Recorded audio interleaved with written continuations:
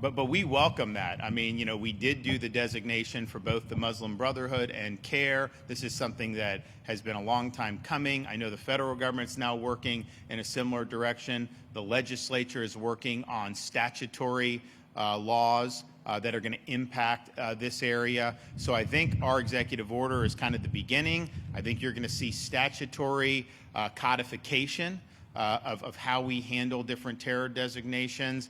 But I welcome the lawsuit, because what will happen is that will give the state of Florida discovery rights to be able to subpoena the bank records, to be able to do that. And honestly, it'd give us even more reason, you know, I believe. And so this is something that I know our Attorney General is ready, willing, and able to be fighting on this. And so that's they have every right to sue, and then we're going to have a right to get the information that we need to make sure. But our agencies are on notice about, you know, how any of our programs or any of our operations are impacted or not impacted, and so to the extent that they can be, then they're going to have a basis to be able to protect the people and the taxpayers from that. So I'd stay tuned there.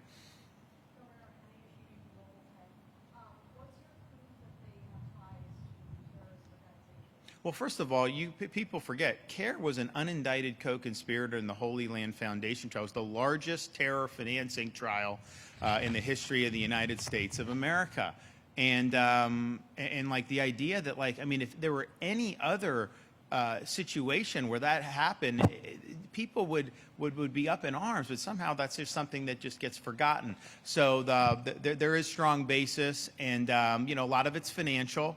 There's no question. A lot of it is financial. That's why I think a lawsuit is something that we very much welcome for that. But I would expect there to be some follow-on legislation. I know we've got a lot of members of the legislature have been really working hard on these things. And I think Texas, if you look, I think Texas did before the federal government announced.